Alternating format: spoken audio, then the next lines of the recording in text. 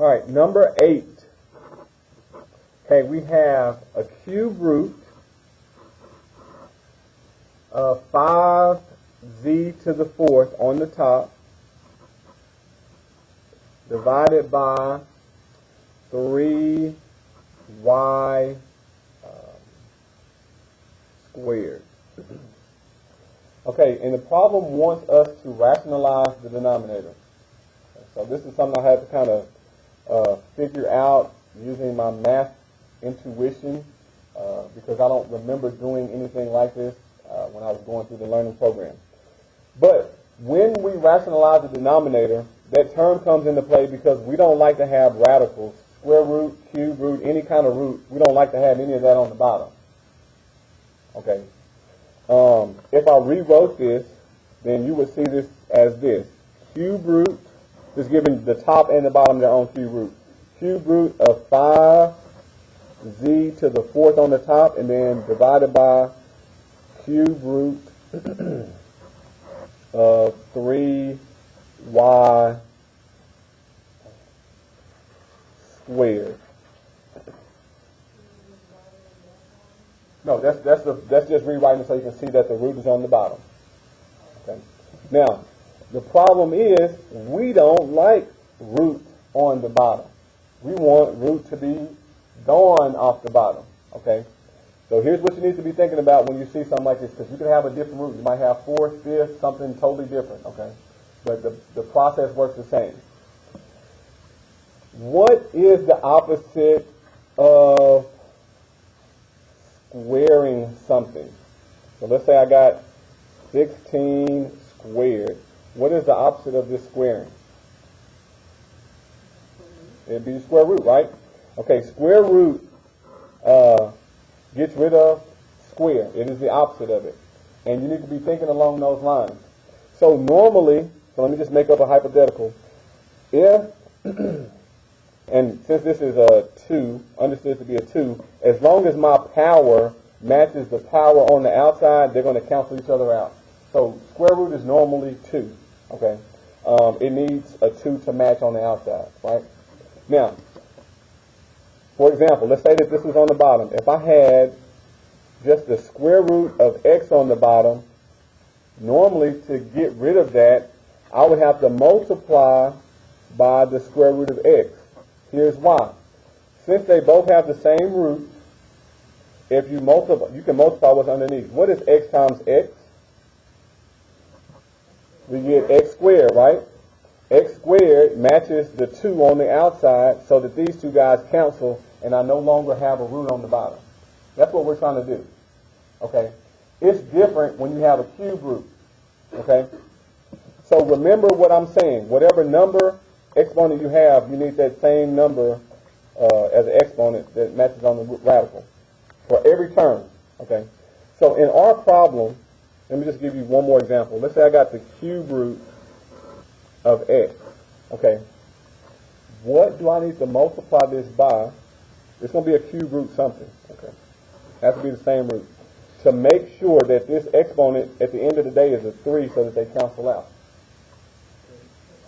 Can we go back one second? So when we did the square root of x squared and we canceled them out, that meant it equals x. Just x, yes. Okay. So, again, the question is, I got a cube root. What do I need to put under here so that the exponent at the end of the day is a 3 and they both cancel out? If I do x, x times x is going to be x squared. I'm going to have a 2. I need it to equal 3. Did you say x squared? If you said x squared, you were right. I'm thinking y'all were saying x. Okay, x squared is what we need here.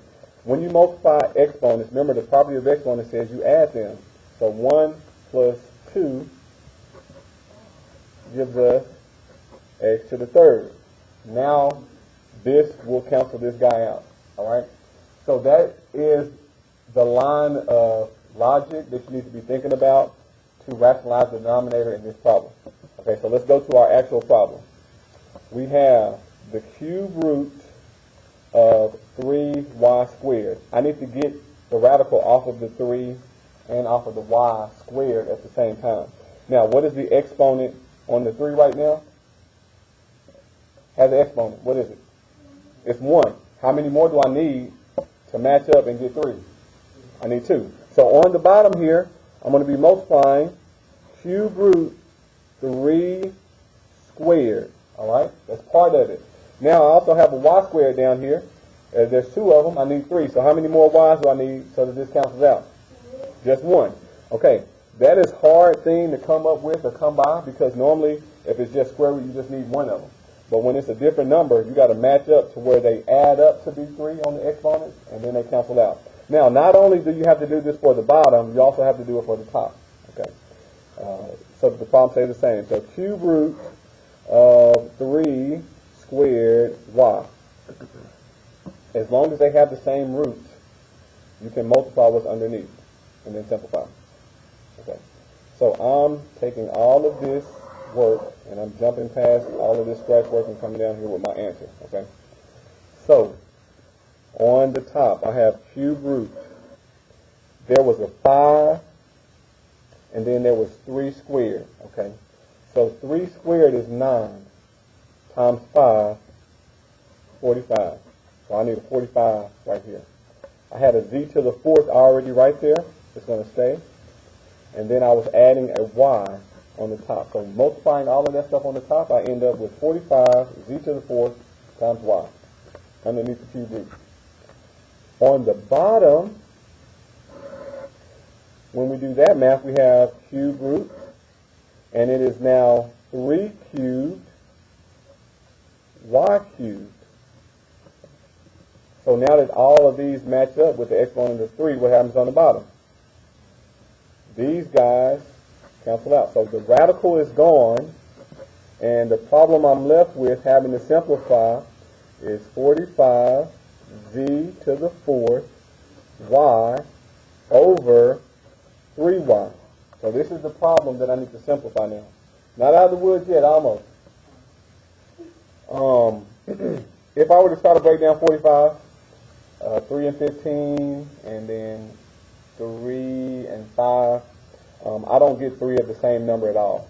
So what I just did mentally, I did 3 times 3 times 5. 3 times 5 is 15, and 15 times 3 is 45. These are prime. I don't have 3 of a kind to come out, so I can't pull anything out. Okay. So 45 is going to stay. If I divide 4 by 3, it goes in there one time evenly, right? With 1 left over. So the 1z is going to come out because it went in there 3 times. So that's a trio. And then the cube root, I'm still going to have my 45, and one of those z's is left over. So it takes 3 to bring 1 out. So you don't see 3 cubed on the outside, you just see z. It takes 3 to bring 1. And then the y doesn't have anything to divide, so it stays. And this is all divided by 3y. Now, do I need absolute value bars around this z?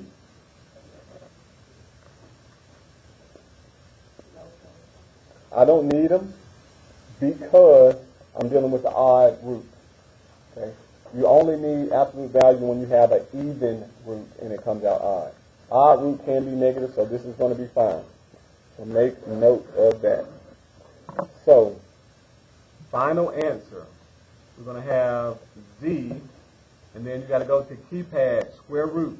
Now remember to go in front of that square root symbol and put your 3, because if you don't, you're going to count you wrong. Okay, we got 45 z, y, and then on the bottom we have 3y.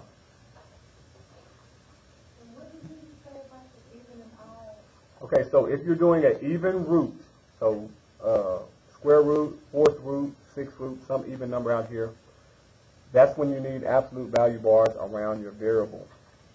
If your variable comes out odd. And then if you have an odd root, it doesn't matter, because it can be negative. So it's a lot of brain power to work that one. But when you put it together, it's not too terribly bad. Okay. It says we have passed, but we're going to continue so you can see the other examples.